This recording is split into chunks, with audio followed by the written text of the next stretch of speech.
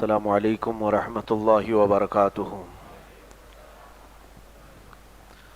الحمد للہ وکفا وسلام علی عبادہ الذین اصطفى، اما بعد فاعوذ باللہ من الشیطان الرجیم، بسم اللہ الرحمن الرحیم۔ ان اللہ وملائکتہ یصلون علی النبی یا ایہا الذین آمنوا صلوا علیہ وسلموا تسلیما۔ اللہم صلی علی سیدنا محمد وعلی آلہ واصحابہ وبارک وسلم صلاة دائمة سرمدا ابدا۔ بسم اللہ الرحمن الرحیم۔ فلیقاتل فی سبیل اللہ الذین یشرون الحیاة الدنیا بالآخرہ ومن یقاتل فی سبیل اللہ فیقتل او یغلب فسوف نؤتیہ اجرا عظیما۔ وما لكم لا تقاتلون في سبيل الله والمستضعفين من الرجال والنساء والولدان الذين يقولون ربنا أخرجنا من هذه القرية الظالم أهلها واجعل لنا من لدنك وليا واجعل لنا من لدنك نصيرا۔ صدق اللہ مولانا العظیم۔ تو انہیں اللہ کی راہ میں لڑنا چاہیے جو دنیا کی زندگی بیچ کر آخرت لیتے ہیں، اور جو اللہ کی راہ میں لڑے پھر مارا جائے یا غالب آئے تو عن قریب ہم اسے بڑا ثواب دیں گے۔ اور تمہیں کیا ہوا کہ اللہ کی راہ میں نہیں لڑتے اور کمزور مردوں اور عورتوں اور بچوں کے واسطے یہ دعا کر رہے ہیں کہ اے ہمارے رب، ہمیں اس بستی سے نکال جس کے لوگ ظالم ہیں، اور ہمیں اپنے پاس سے کوئی حمایتی دے دے، اور ہمیں اپنے پاس سے کوئی مددگار دے دے۔ یہاں سے یہ آیت جہاد ہے۔ جیسے کہ پچھلی تفسیر میں بھی میں نے عرض کیا تھا، بعض لوگ یہ باتیں کرنے سے ہی خوف کھاتے ہیں۔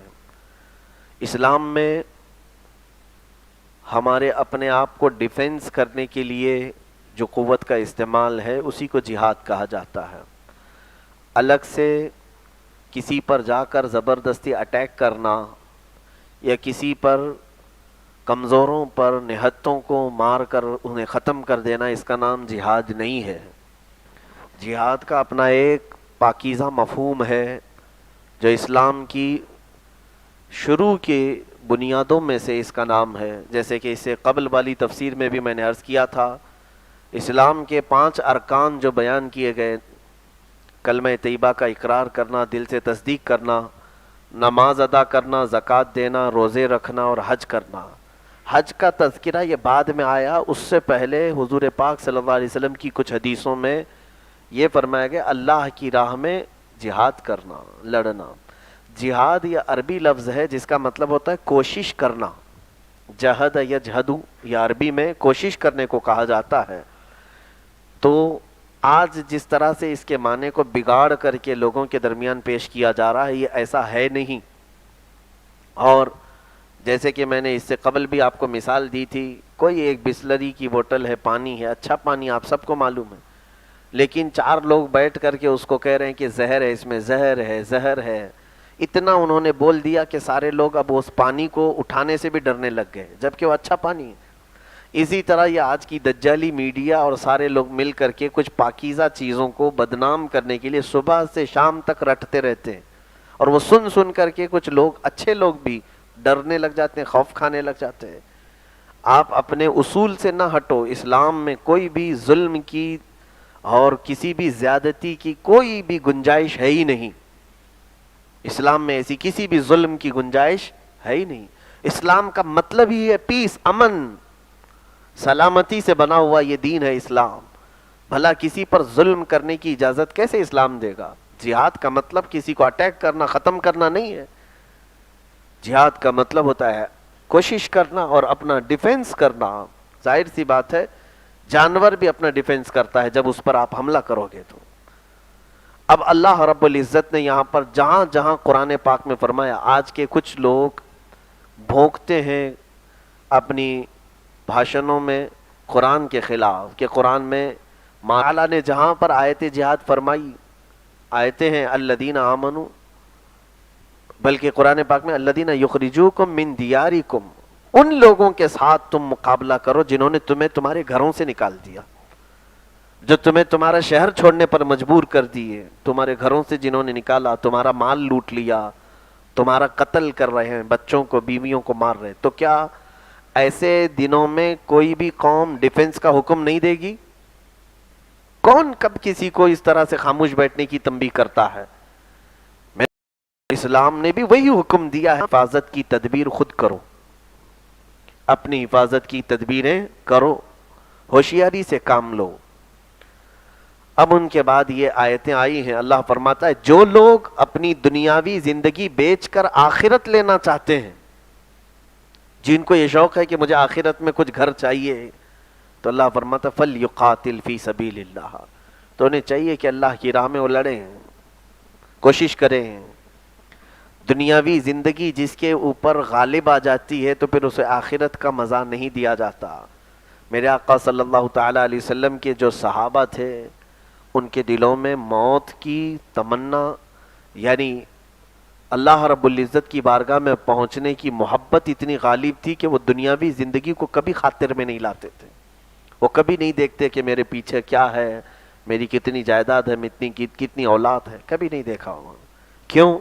انہیں معلوم ہے آج یا کل ہمیں تو جانا ہی ہے، کیوں نہ میں اللہ کو راضی کر کے آخرت کی زندگی خرید لوں، جو قرآن کہہ رہا ہے۔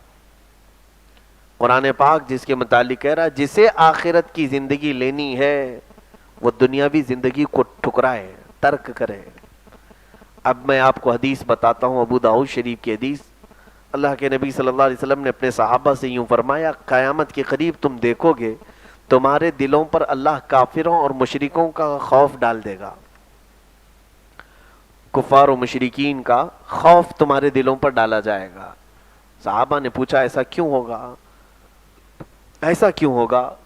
میرے آقا صلی اللہ علیہ وسلم نے فرمایا دو چیزوں کی وجہ سے، جب تمہارے اندر دو چیزیں آ جائیں تو سمجھ لو تمہارے دلوں پر کفار و مشرکین کا رعب ڈالا جائے گا، خوف ڈالا جائے گا۔ کون سی دو چیزیں؟ میرے آقا صلی اللہ علیہ وسلم فرماتے حب الدنیا و کراہیت الموت، دنیا سے بے انتہا محبت کرنے لگ جاؤ اور پھر موت سے بھاگنے لگو گے، ڈرنے لگو گے۔ یہ دو چیزیں جب تمہارے دلوں میں آ گئیں تو تمہارے دلوں پر کفار و مشرکین کا خوف ڈال دیا جائے گا۔ آج یہی دو چیزیں، بے انتہا محبت ہے دنیا سے، اور اسی طرح ہم موت سے بہت گھبراتے ہیں، بھاگتے ہیں۔ یہ تو یہودیوں کی صفت ہے، وہ مرنا نہیں چاہتے، یہودی کبھی مرنا نہیں چاہتے۔ اللہ تعالیٰ فرماتا ہے لو یعمر الف سنۃ، اگر ان کو 1000 سال کی بھی زندگی دی جائے تب بھی وہ مرنا نہیں چاہتے، اور وہ اللہ سے لڑائی کر رہے ہیں اس بات کے لیے کہ اس کے ہاتھ سے موت تو حیات کا اختیار چھین لیں، ہم جس کو چاہیں زندگی دے دیں، جس کو چاہے موت دے دیں۔ وہ اسی لیے لڑ رہے ہیں، کوشش کر رہے ہیں کہ ہم اللہ سے لڑ لیں۔ تو موت سے خوف کھاتا وہ ہے، وہ یہودی صفات ہے، اس یہودیوں کو ڈر ہے موت سے۔ اور آج بھی حال یہ ہے کہ ایک یہودی اگر کہیں پھنس جائے، بدلے میں اگر ان کو 500 قیدی چھوڑنا پڑے تو چھوڑ دیں گے، وہ ایک یہودی کو آزاد کرا لیں گے۔ ان کے ہاں حیات یعنی لائف، زندگی اتنی امپورٹنٹ ہے، اور یہ آپس میں سلام بھی کرتے ہیں ایک دوسرے کو، تو یوں کہتے ہیں 1000 سال، 1000 سال جیو، 1000 سال جیو۔ جیتا کوئی نہیں ہے لیکن سلام اس طرح ہے ان کا۔ میرے عزیزو، موت، حیات یعنی زندگی کو اس طرح ٹوٹ کر کے چاہنا یہودیوں کی عادت ہے، ہمارے اندر یہ کہاں سے آئی؟ بلکہ ہمارے لیے تو میرے آقا صلی اللہ تعالیٰ علیہ وسلم کی حدیثیں ہیں کہ اے مومنو، تم اگر آخرت پر یقین رکھتے ہو اور اپنے رب سے ملاقات کی تمنا رکھتے ہو تو تمہیں ایک برج پار کرنا ہی پڑے گا۔ الموت جسر یوصل الحبیب الی الحبیب، موت ایک برج ہے جو ایک حبیب کو دوسرے حبیب سے ملا دیتی ہے۔ ایک حبیب تم ہو، دوسرا حبیب اللہ ہے، لیکن کب؟ جب محبت ہو تو نا۔ کوئی آ کر کے ہم سے پوچھے کہ میرا رب کہاں ہے، کیسا ہے، یہ صحابہ کی تڑپ تھی۔ قرآن میں ان کے متعلق آیتیں آ گئی، اللہ تعالیٰ نے آیتیں اتار دی، یسألونک، اللہ تعالیٰ فرماتا ہے وَإِذَا سَأَلَكَ عِبَادِي عَنِّي فَإِنِّي قَرِيب، اے رسول آپ سے میرے بندے میرے بارے میں پوچھ رہے ہیں کہ خدا کہاں ہے۔ صحابہ آتے تھے رب تبارک و تعالیٰ کہاں ہے، وہ کتنی دور پر ہے، کیونکہ جسے تڑپ ہوتی ہے وہی یہ سوالات کرتا ہے۔ تو اللہ تعالیٰ نے ان کے جواب میں اپنے نبی پر آیتیں اتار دی، اے رسول آپ فرما دیں فإنی قریب، میں بہت قریب ہوں، اجیب دعوت الداعی اذا دعانی، جب جب تم پکارتے ہو تو میں تمہاری پکار کو سنتا ہوں۔ اللہ تعالیٰ نے فرمایا، اور پھر دوسری جگہ آیت میں فرماتا ہے نحن اقرب الیہ من حبل الورید، ہم تمہاری شہرگ سے بھی زیادہ قریب ہیں، تمہاری جان سے زیادہ قریب ہیں۔ رب تبارک و تعالیٰ کو جو بندے چاہتے تھے وہ اس طرح سوال کرتے ہیں۔ اور ظاہر سی بات ہے اولیاء کاملین کا ہم جو آج عرس مناتے ہیں، ان کی موت کے دن، ان کی وفات کے دن کیوں مناتے ہیں؟ پوری دنیا برتھ ڈے منا رہی ہے اور آپ اپنے اولیاء کے وفات کا دن منا رہے ہیں۔ بعض لوگ یہ ایک سوال بھی کرتے ہیں، کیا ان کے مرنے پر آپ اتنا بڑا جشن کرتے ہیں؟ نہیں میرے عزیزو، ایک مومن کے لیے پیدا ہونے سے زیادہ موت اہم ہے۔ پیدا ہوا تو یہاں آفات و بلیات میں گر گیا تھا، اور مرا تو سیدھے رب کے پاس چلا گیا ہے۔ مومن کے لیے وفات اہم ہے۔ اس رات کو تو وہ اپنے رب سے ملاقات کی ان کی رات تھی جس دن وہ انتقال کیے ہیں، اسی لیے تو ہم اس رات کو شادی والی رات کہتے ہیں، عرس۔ عرس کا مطلب ہوتا ہے عربی میں شادی۔ اولیاء کرام کا عرس اسی لیے مناتے ہیں کہ یہ اس رات کو اللہ سے ملاقات کیے تھے جب دنیا سے نکلے تھے۔ میرے عزیزو، جس کو آخرت کی زندگی پیاری ہے، رب فرماتا ہے وہ چاہیے کہ وہ دنیا کو ٹھکرائے اور اللہ کی راہ میں لڑے۔ اللہ کی راہ میں لڑنے کے متعلق کیا ہے؟ بہت سارے لوگ ڈریں گے بھی اور سوچیں گے کہ کیا بیان کر رہے ہیں۔ سنیے، پھر بھی جو قرآن ہے وہ میں بیان کرتا ہوں۔ اب ظاہر سی بات ہے ہماری گردن کاٹی جائے، قرآن بیان کرنے پر اگر ہماری گردن کاٹی جائے تو یہ کوئی تعجب کی بات نہیں ہے، یہ 1400 سال سے چلا آ رہا ہے، بلکہ صحابہ کو اسی لیے مارا بھی گیا تھا کہ قرآن کی باتیں بیان کرتے تھے۔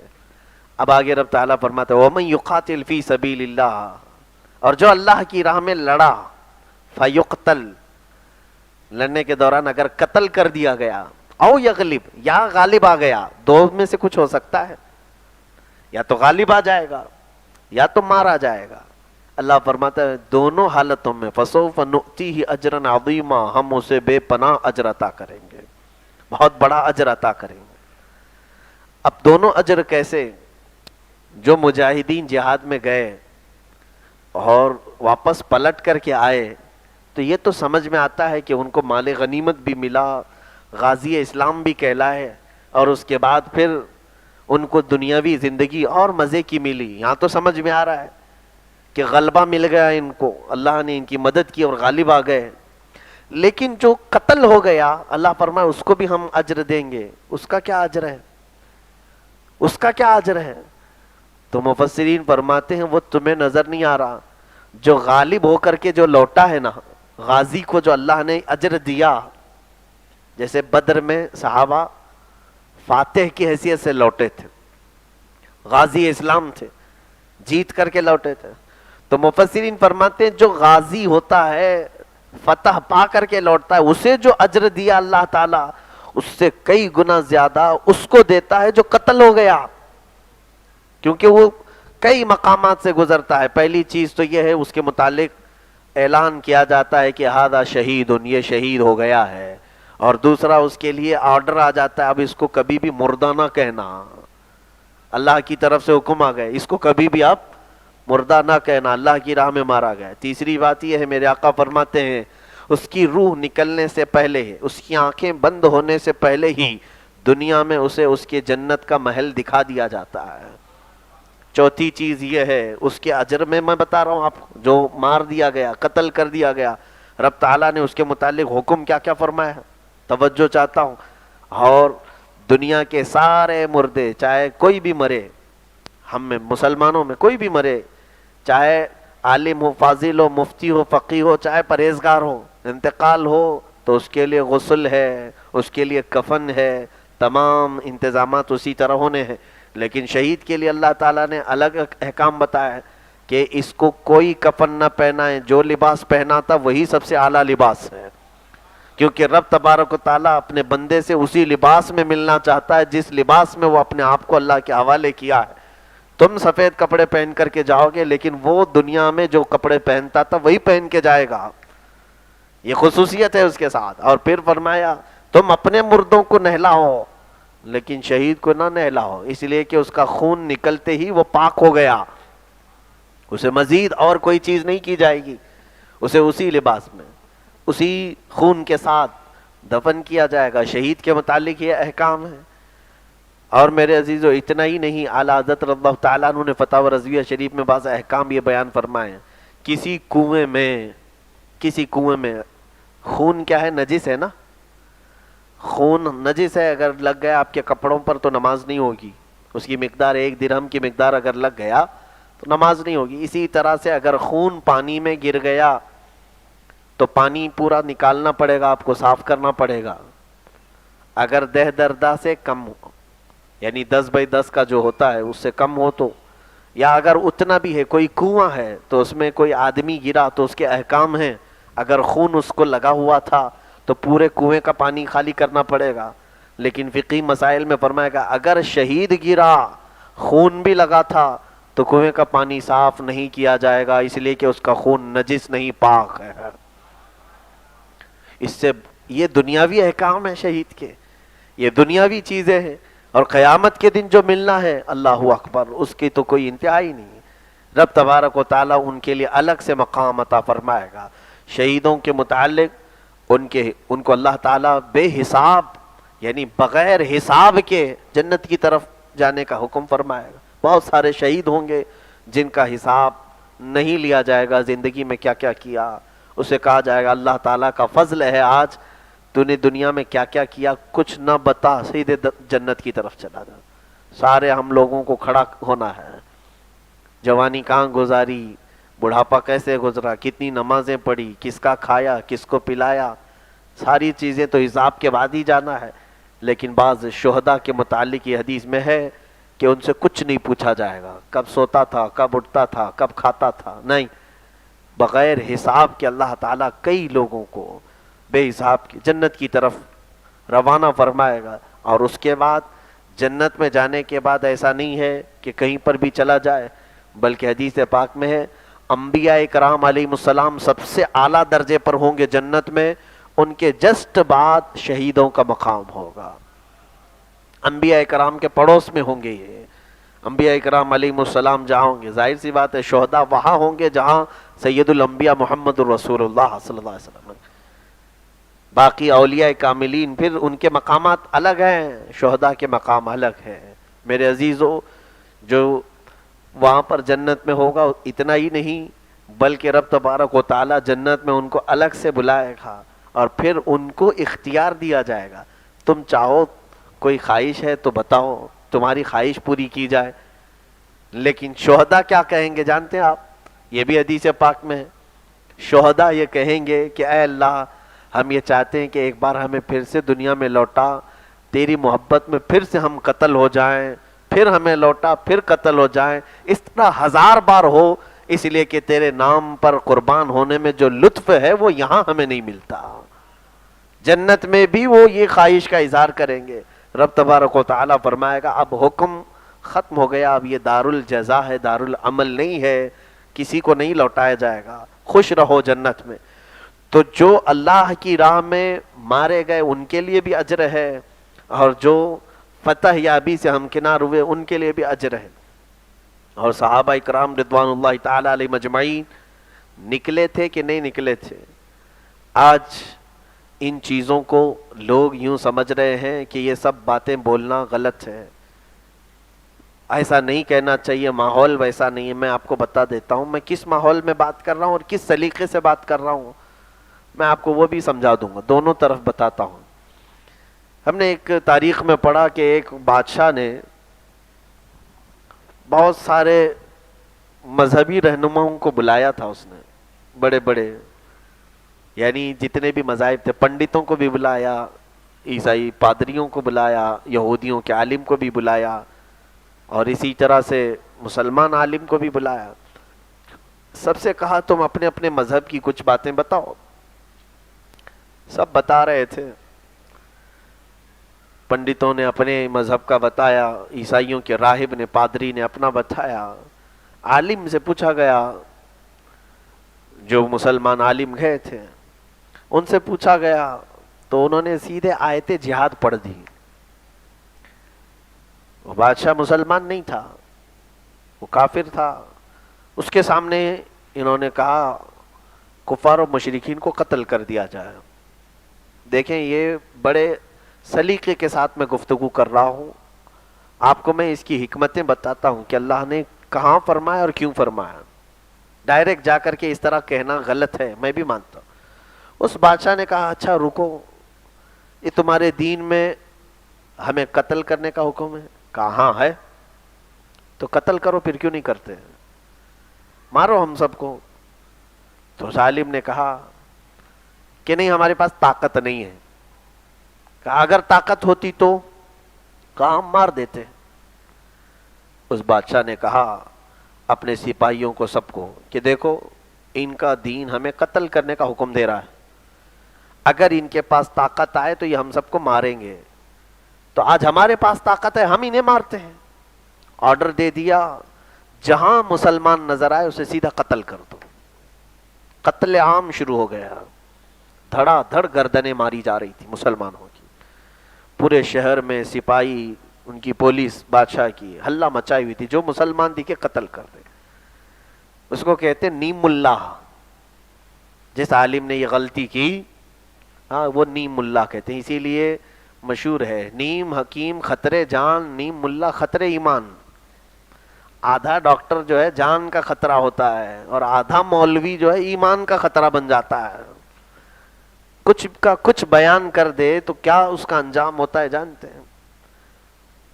کہاں کیا چیزیں پڑھنی تھی اور کس چیز کو بیان کرنا تھا اور کس لحاظ میں یہ چیزیں آئی ہیں اس کا کچھ علم نہیں, سیدھے بیان کر دیا ہم ماریں گے کاٹیں گے. ایک اس مولوی کی غلطی سے ہزاروں مسلمانوں کا قتل ہو. اس زمانے میں ایک بزرگ تھے, بڑے بزرگ تھے, انہوں نے پوچھا ہے کہ کیا ہو رہا ہے. کہا ایسا ایسا. بادشاہ کے سامنے مولوی صاحب گئے تھے, کہا وہ خود چل پڑے. جب واقعہ سنا تو وہ چل پڑے اور بادشاہ کے پاس آئے, پوچھا کہ کیا آرڈر دی ہو, تم کیا کر رہے ہو مسلمانوں کے ساتھ. کہا کہ تمہارے دین میں تو ہمیں قتل کرنے کا حکم ہے, تمہارے مولوی نے ہمیں قرآن پڑھ کر کے بتایا, آج تمہارے پاس طاقت نہیں اس لیے مار نہیں رہے ہو, جب طاقت آئے گی تو ہم سب کو مارو گے, اس لیے ہم پہلے ہی مار رہے ہیں.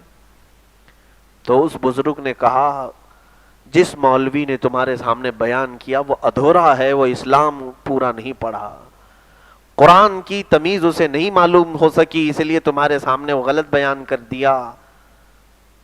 آپ نے اس سے پوچھا بادشاہ آپ اپنی فوج کو لے کر جنگوں میں جاتے ہو, کئی جنگیں ہوتی ہیں, تو جنگوں کے کچھ اسلوب میں آپ سے پوچھنا چاہتا ہوں, سوالات ہیں میرے.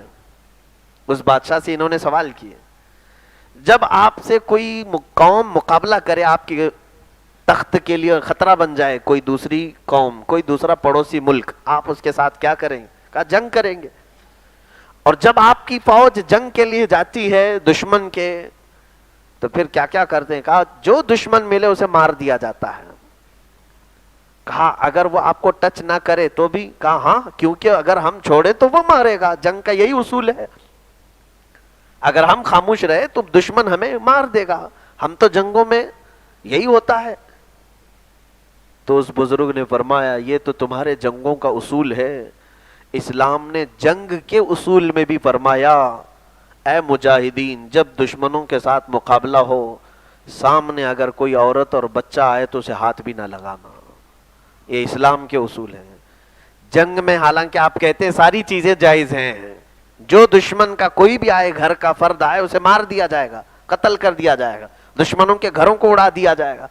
مگر قربان جاؤ میرے نبی اکرم صلی اللہ علیہ وسلم پر کہ آپ نے مجاہدین کو یہ تک حکم فرمایا اگر تمہارا مقابلہ ہو گیا کسی دشمن فوج سے, کسی دوسرے ملک والوں سے, تو وہاں کی نہ عبادت گاہوں کو توڑنا, نہ وہاں کے درختوں کے پتے اکھاڑنا, نہ وہاں کے عورتوں اور بچوں کو مارنا, بلکہ جو تمہارے ساتھ مقابلہ کرے بس اس سے مقابلہ کرنا. یہ اسلام ہے. اور جو مولوی نے پڑھا آپ کے سامنے آیت, وہ جنگوں کی حالت کی ہے, عام حالت میں نہیں. عام حالت میں نہیں کہ بیٹھے اٹھے جو بھی دکھے مار ڈالو. جنگوں کی حالت کے لیے اللہ نے ہمیں یہ حکم دیا کہ جب تمہارے ساتھ کوئی جنگ کرے تم اپنے ڈیفنس کے لیے اپنی بچاؤ کرو گی کہ نہیں کرو گی؟ اسی دن بادشاہ نے رکوا دیا، تلوار رکوا دیا، کہا مجھے آج اسلام کی حقیقت معلوم ہوئی، اس نے تو پورے مسلمانوں کو قتل کروا دیا۔ اس بادشاہ نے کہا جتنے ہو گئے قتل، لیکن آج مجھے پتا چلا کہ اسلام جنگوں میں بھی معاف کرتا ہے، یہاں تک کہ قیدیوں کے حقوق میرے آقا صلی اللہ علیہ وسلم نے بیان فرمایا۔ جب کسی جنگ میں قیدی گرفتار ہو کر کے آئے، یہ قیدی کون ہوتے ہیں؟ یہ بھی تو تلوار اٹھا کر کے آتے ہیں ہمارے خلاف، لیکن اگر وہ پکڑے گئے، میرے آقا صلی اللہ علیہ وسلم کے پاس لائے گئے تھے 70 قیدی جنگ بدر میں، جو تلواروں کو پھنپھناتے ہوئے لا کر کے قتل کے لیے گردنوں پر رکھے ہوئے تھے صحابہ کی، وہ پکڑے گئے، لائے گئے۔ صحابہ کو جوش بھی تھا، حضور نے پوچھا کیا کریں اب ان کے ساتھ، باقی سب بھاگ گئے، یہ 70 ملے ہیں۔ کچھ نے کہا کہ ان کو جلا دو، مار دو، آئے تو تھے ہمیں مارنے کے لیے، لیکن پھر بھی صدیق اکبر رضی اللہ تعالیٰ عنہ نے مشورتاً یہ کہا کہ یا رسول اللہ صلی اللہ علیہ وسلم ان سے کچھ فدیہ لے کر چھوڑ دیں، ہو سکتا ہے یہ ایمان لے آ جائیں، یہ بھی اسلام میں آ جائیں۔ اللہ کے نبی صلی اللہ تعالیٰ علیہ وسلم نے ان کو سے فدیہ لیا اور ان کو آزاد کیا۔ ان کے علاوہ جہاں پر بھی جنگوں میں قیدی آتے، باضابطہ مسجد نبوی شریف میں ان کے لیے جگہ تھی ان قیدیوں کو رکھنے کی، ان کو کھانا بھی دیا جاتا تھا، ان کو ساری چیزیں، اور حتیٰ کہ وہ میرے آقا صلی اللہ علیہ وسلم کی نمازوں کو دیکھتے دیکھتے کئی تو اس میں ایمان لے آتے تھے۔ تو یہ اسلام کے اصول ہیں، آپ یہ سمجھ کر کے چلے کوئی بھی اگر آپ کو اس طرح چھیڑتا ہے، تمہارے قرآن میں تو قتل کا حکم ہے، قتل کا حکم ہے، کافروں کو مارو، مشرکین کو مارو، تو اس سے جواباً یہی کہو کہ حالت جنگ کی آیتیں ہیں۔ جب تمہیں کوئی نکال رہا ہے گھر سے، جب تمہاری گردن پر کوئی تلوار رکھ دے، مار رہا ہو تمہارے بچوں کو، اس وقت اللہ نے فرمایا ہے کہ تم بھی خاموش گردن دے کر نہ بیٹھو۔ اتنا سیلف ڈیفنس تو ہم اپنے بچوں کو سکھاتے ہی ہیں، میاں جانور اپنے بچے کو اتنا ڈیفنس سکھاتا ہی ہے کہ اگر کوئی تمہیں مارنے آئے تو اس کو کاٹ لینا، اس کو کاٹ لینا۔ آپ دیکھیں جا کر کے مرغی کے بچوں کو چھو کر کے دیکھیں، مرغی آپ کو ٹھونک نہ مارے تو بتائیں، تو کیا وہ ایسے چلتے پھرتے ہر ایک کو ٹھوکتی ہے؟ نہیں، اس کے بچوں کو چھیڑو گے تو ٹھوکے گی۔ اسی طرح سے سیلف ڈیفنس کا حق اسلام نے ہر ایک کو عطا کیا ہے۔ یہی اللہ تبارک و تعالیٰ نے یہ فرمایا قرآن پاک میں کہ تم اللہ کی راہ میں لڑو اگر یہ چیز آ گئی تو۔ اب اسی کے مطابق حدیث بھی آئی، میں اس کو بار بار پڑھ بھی چکا ہوں، اس سے پہلے بھی حدیث پھر سن لیجیے۔ اللہ کے نبی صلی اللہ علیہ وسلم نے ارشاد فرمایا لا تتمنوا لقاء العدو، دشمن سے مقابلہ کرنے کی تمنا مت رکھنا۔ روز رات کو یہ سوچ رہے ہیں کل جنگ ہو جائے میں اس کو مار دوں گا، پرسوں جنگ ہو جائے اس کو مار دوں گا، ایسی تمنا مت رکھو۔ اسلام امن چاہتا ہے، امن کی تمنا رکھو کہ اللہ سب امن عطا کرے، امن عطا کرے، لیکن ساتھ میں میرے آقا صلی اللہ علیہ وسلم یہ فرماتے ہیں فَإِذَا لَقِيتُمْ، اور اگر تمہارا مقابلہ ہو گیا تب پھر تم جمے رہو، پھر تم جمے رہو۔ پھر میرے آقا صلی اللہ علیہ وسلم نے فرمایا جان بچا کر بھاگنا مت، مقابلہ کرو۔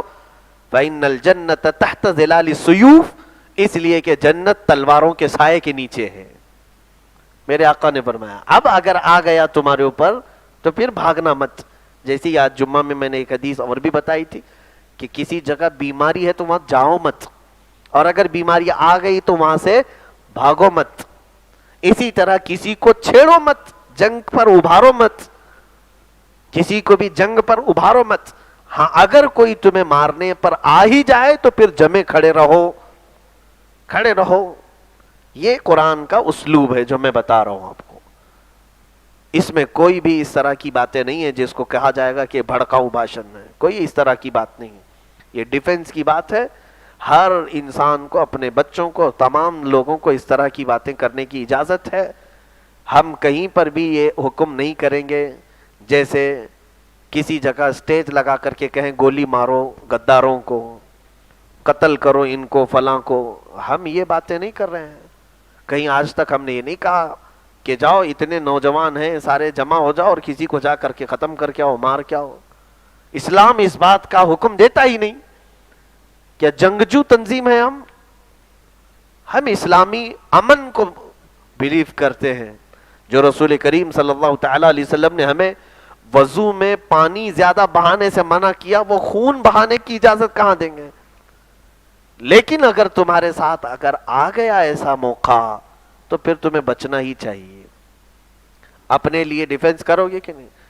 آج ماسک لگا رہے کہ نہیں لگا رہے؟ آ گیا وائرس, پکڑ نہیں رہے ہو, کراؤڈ میں جانے سے بچ رہے ہو, ساری چیزیں آ گئی نا بیماری. اسی طرح اگر کوئی تم پر مصیبت لے کر کے آ ہی جائے کوئی قوم, تو پھر ہمیں ڈیفنس کرنے کا پورا اختیار ہے, حق ہے.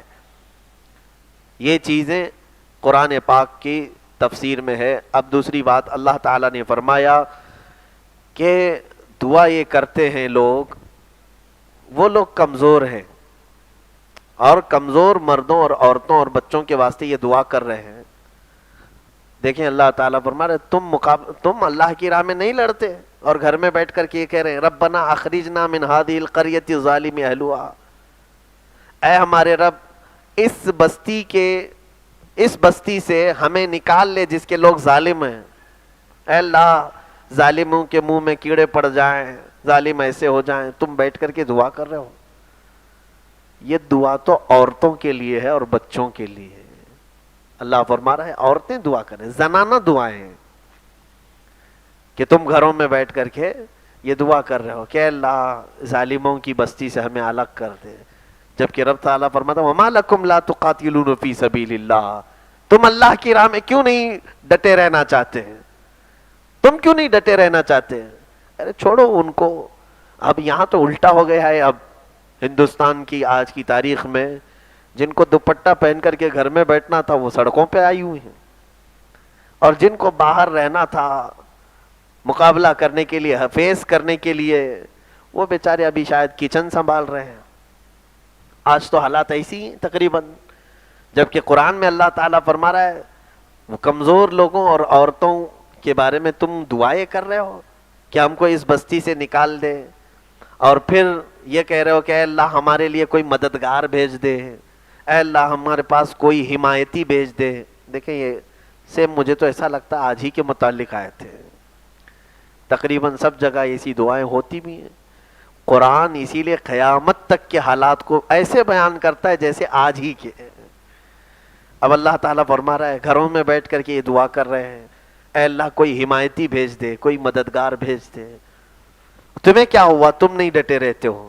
الذین آمنوا یقاتلون فی سبیل اللہ والذین کفروا یقاتلون فی سبیل الطاغوت فقاتلوا اولیاء الشیطان ان کید الشیطان کان ضعیفا. رب تعالیٰ فرماتا ہے ایمان والے اللہ کی راہ میں لڑتے ہیں اور کفار شیطان کی راہ میں لڑتے ہیں. تو اے ایمان والو, اللہ فرماتا ہے تو شیطان کے دوستوں سے لڑو, مقابلہ کرو ان سے. بے شک شیطان کا داؤ کمزور ہی رہے گا وہ جتنا بھی ہے. اب رب نے جب یہ فرما دیا کہ شیطان کا ہر داؤ کمزور ہی رہے گا اور اللہ کی حکمت غالب آ کر رہے گی. ایمان والے اللہ کی رضا کے لیے لڑتے ہیں اور کفار و مشرکین شیطان کی رضا کے لیے لڑتے ہیں.